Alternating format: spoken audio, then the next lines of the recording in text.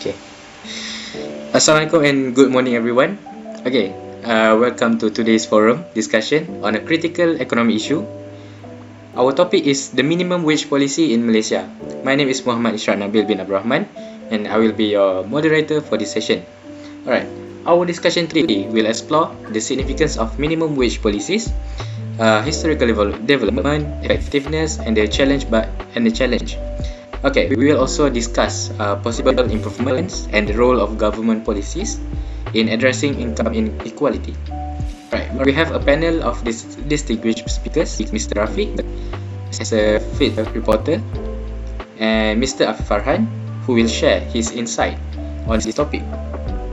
Alright, let's start. Right, in Malaysia, the issue of minimum wage has been brought up to debate by policymakers, business owners, and workers. Minimum wage refers to that legally defined lowest salary that all employers must pay to their employees. Alright, this has been set up to protect the workers against exploitation and to provide them with just pay for their labor. Nevertheless, the setting and adjustment of minimum wage has sparked discussion regarding economic sustainability, employment rates, and business competitiveness. Malaysia's minimum wage policy began in 2013 under the National Wage Consultative Council Act (ACC). Adjustments have been made annually to align with living costs, inflation, and economic conditions. The latest amendment, effective February 1, 2025, increased the minimum wage from 1,500 ringgit to 1,700 ringgit for employees with 5 or more employees. From August 1, 2025, this wage will apply to all employees, regardless of company size. Alright, Mr. Rafiq, as a field reporter, what is your opinion about this minimum wage issue in Malaysia? Okay, hello and good morning. I would like to talk about what my opinion on this basic income, which is our current economic issue. First of all, I would like to share my slide first. Second.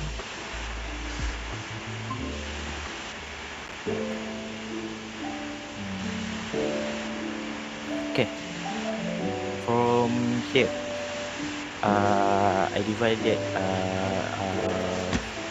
5 parts of my research and in a type of chart and infographic.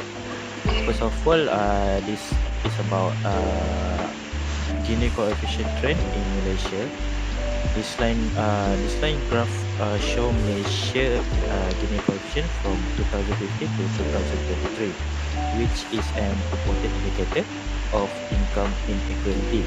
A higher Gini coefficient means more inequality, while a lower one indicates a fairer income distribution.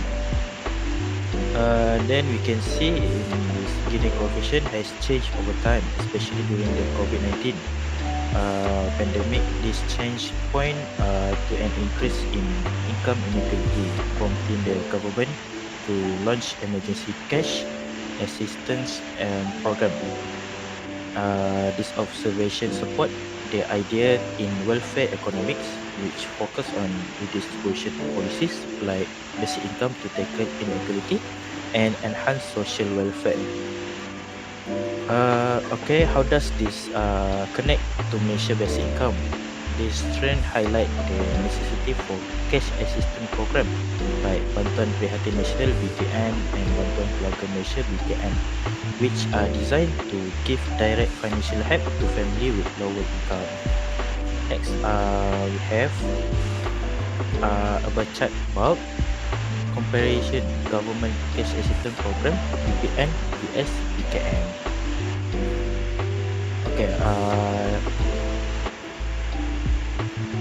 this bar chart show a comparison between Malaysia two main cash assistance program, which is BPN Bantuan Prihatin Nasional and Bantuan Keluarga Malaysia BKM. Highlight the this financial aid given from 2020 until 2023. Okay, BPN has created as quickly response to the COVID-19 pandemic, offering widespread financial help to Malaysian. In contrast, BKM was introduced later and aimed to provide more focused support, especially for low income families and households. How this connect to basic income? This comparison highlight how the government strategy for financial support has changed and shift from emergency cash payment to a more organized social welfare system. While Malaysia does not have a universal basic income (UBI), its cash transfer program has similar to the UBI by offering financial assistance. Next, we can my next is about bar chart of Malaysia poverty rate before, during, and after COVID-19. For information, all of this research of chart is we can highlight about what basic the potential of basic income to get basic income in Malaysia to get raised in Malaysia. First of all, this bar chart of Malaysia poverty rate. This illustrate changes in Malaysia poverty rate, which is before, during, and after COVID-19 pandemic. The significant rise in poverty during the pandemic highlight the financial struggle many Malaysians face due to job losses and decreased earning. After the government step in which cash assistance program, there was some improvement in poverty rate. However, there are still obstacles to achieving lasting economic stability for those with low income. This also support the idea that direct financial help such as basic income is essential for reducing poverty. It shows the importance of ongoing support program to protect vulnerable groups from falling back into poverty during future economic crisis. Next, we have a slide about infographic, which is a comparative infographic of Finland basic income versus Malaysia cash assistance program. So, research from Finland revealed that although the program didn't greatly increase job opportunities, those who receive support experience improve well-being, reducing stress, and enhance financial stability. While in Malaysia, cash aid play a crucial role in maintaining household spending during the pandemic, yet there are ongoing worries about its sustainability in the long run. This comparison showed that even though both initiatives offered financial support, their goal and effect were restricted. Finland's approach was straightforward, basic income trial, whereas Malaysia was temporary economic boost. Malaysia could benefit from Finland's insight when creating its own basic income strategies. Next, we can talk about the next infographic. Next infographic is about simplified of Keynes economic model, how basic income affects spending and economic growth. This diagram represents Keynesian economic theory, which show how government spending, like basic income, and kickstart economic activity. When the government put money into economy through cash transfer, it encourage people to spend more. This increase in spending raises in the demand for goods and service, prompting business to produce more and hire additional workers. as more people find jobs, household income rise, and leading to even more spending and creating a cycle of economic growth. On the flip side, Keynes theory also cautions that if the government spend too much or relies heavily on borrowing to fund this program, it could result in inflation or budget deficit. This model helps us to see how a basic income could serve as a stabilizing force in economy, especially during tough times. In summary, this basic income fit well with Keynesian idea because it enhance demand and maintain economic stability, particularly during crisis. So that's all for my research. I can pass down to our host, Ishraq Nabil. Alright, thank you, Mr. Rafiq, for your opinion and for your presentation. Alright, we can see that Malaysian minimum wage policy plays a crucial role in improving workers' living standards and reducing income inequality. However, challenges remain, including its adequacy in high-cost urban areas, the burden on SMEs, and potential inflationary effects. While the recent wage increase aims to support economic stability, effective enforcement and complementary policies, such as targeted support for small business and a regional wage system, are necessary to balance worker welfare and economic sustainability. Moving forward, continuous policy evaluation and stakeholder engagement will be essential to ensuring fair and practical wage adjustment.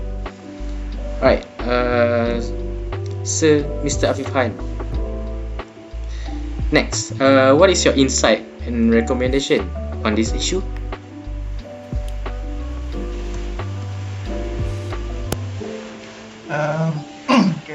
Can you share my parts of slide?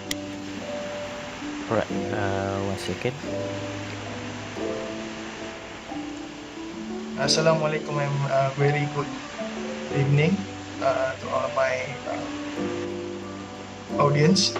I will share about my insight and some of my recommendation to address this issue for the minimum wage of Indonesia.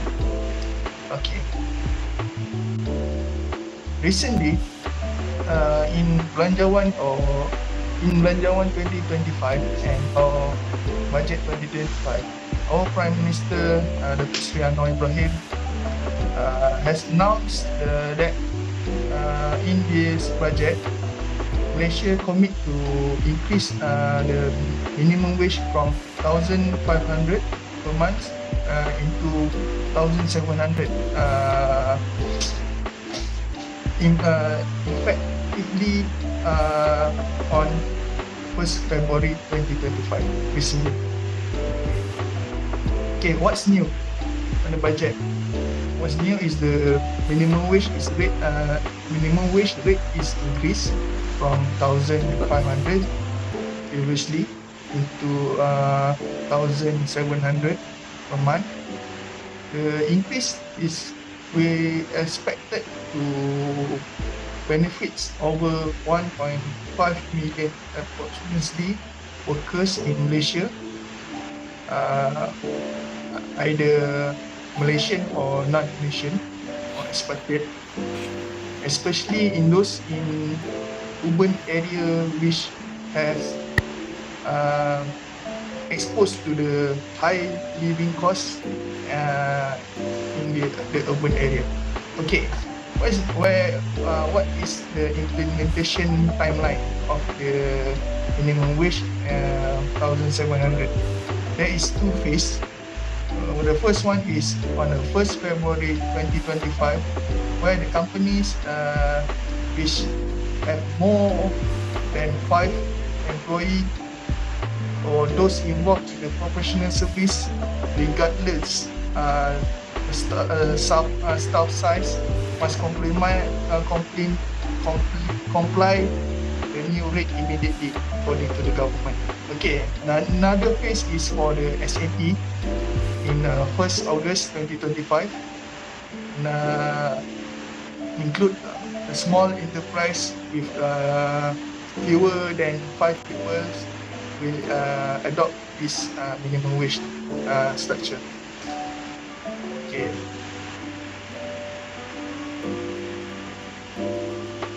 Okay, the fact is, what is new daily and hourly rates? The minimum wage structure also adjusts the daily rates based on the number of working days per week.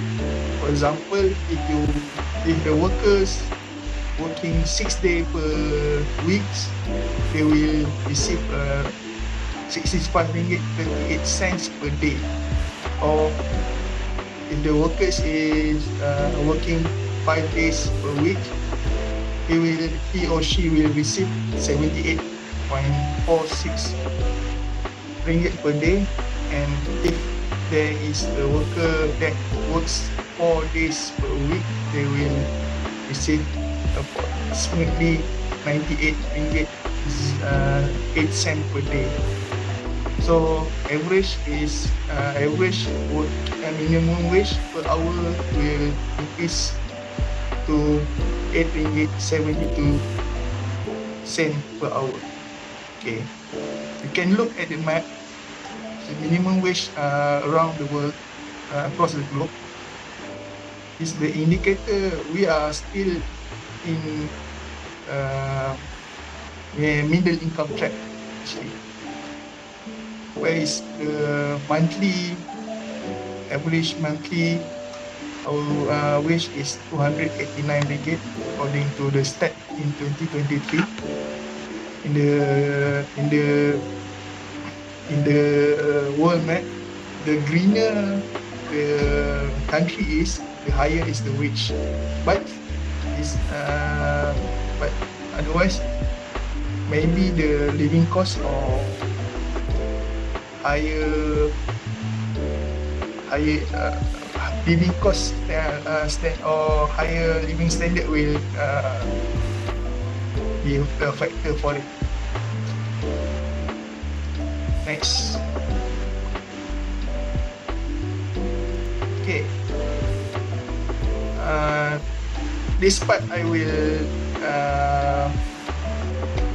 explain some of the act or law or constitutional about the minimum wage order 2024. Okay.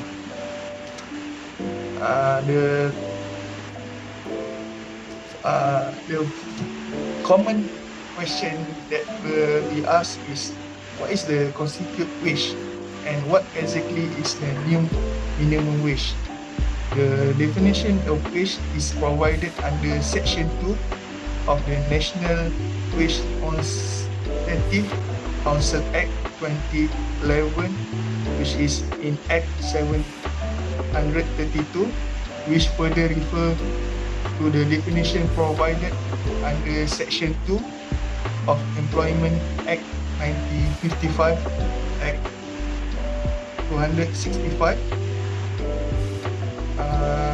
Section 2 of Sabah Labour Ordinance, or Section 2 of Sarawak Labour Ordinance.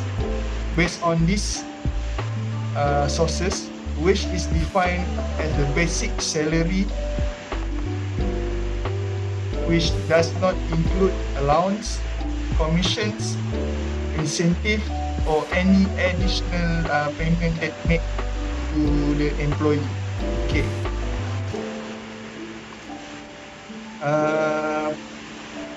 The common question is number 2: Are the employees who are employed on the daily basis required to receive a minimum salary of 1,700? The short answer is no. Why?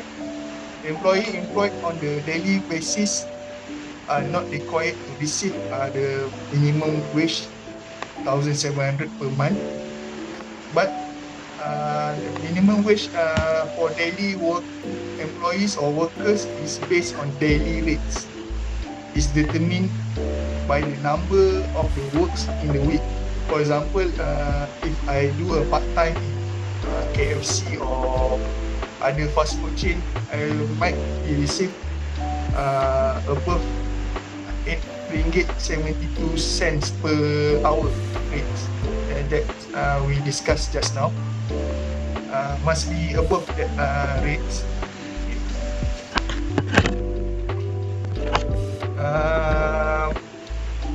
The common question, the other common question is, does this apply to foreign workers in Malaysia?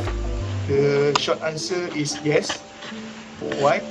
The minimum wage applies to all workers, include non-citizens of Malaysia in private sector, except for domestic workers and apprenticeship contract, means internship program or others for private sector. As outlined in frequent asked question, the minimum is provided by National Wage Consultative Council Secretariat. The minimum wage policy is designed to ensure equal treatment for all workers regardless of the nationality. Okay, this approach aligned with the International Labour Law (ILO), which is required equal remuneration convention in number 100, which Malaysia ratified in 1997. Okay. The other common question that always asked is, can employer pay lower basic salary than minimum wage if agreed upon by the employee? The answer is no. This is not allowed as is constituted an offence under section 43(3) of the National Wage Consultative Council Act 2011 in Act 732.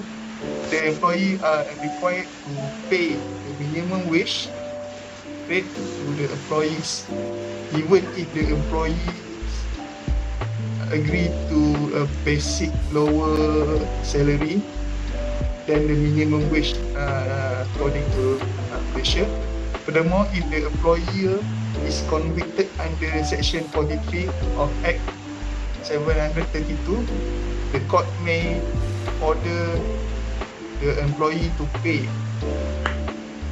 a difference between minimum wage rate specified in the minimum wage order (MWO) and the basic wage actually paid to the employee, including any outstanding amount, and B, any additional payment due will calculated based on the basic wage in accordance in the minimum wage rate outlined in MWO, minimum wage order. Okay. Okay. Back to the insight.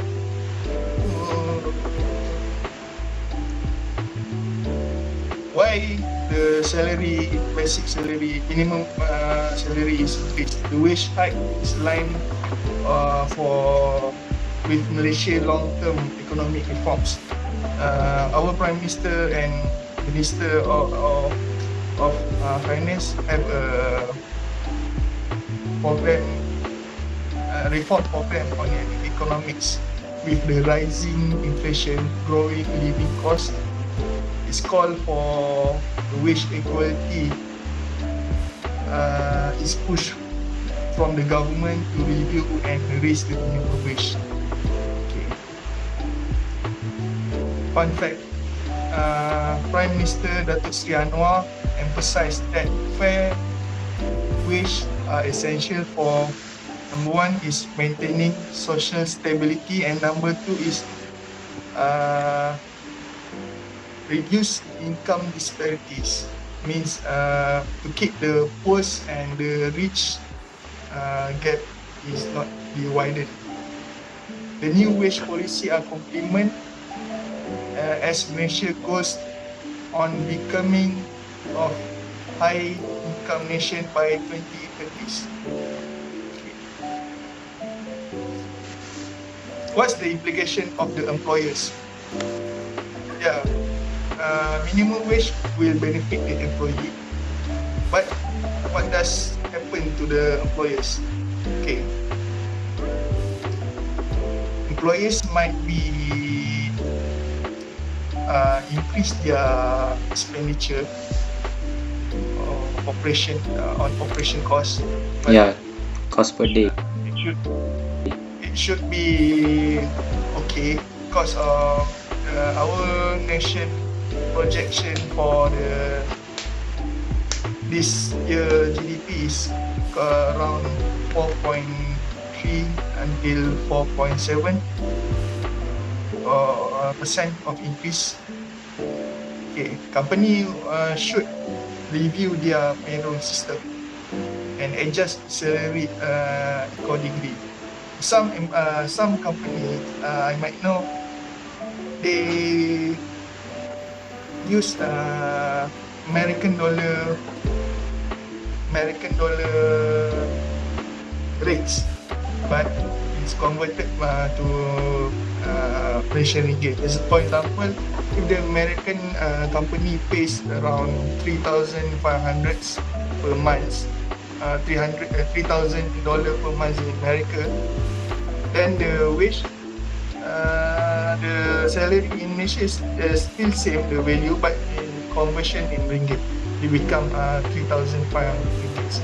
For example, in Texas Instrument, they imply a good salary for the professional and the other workers there. Okay, company might be prepared, as I said, that prepare for the potential increase in operation cost. Might be plan the budget ahead of time. Means you must be more efficient in financial decision. Okay, my final thought is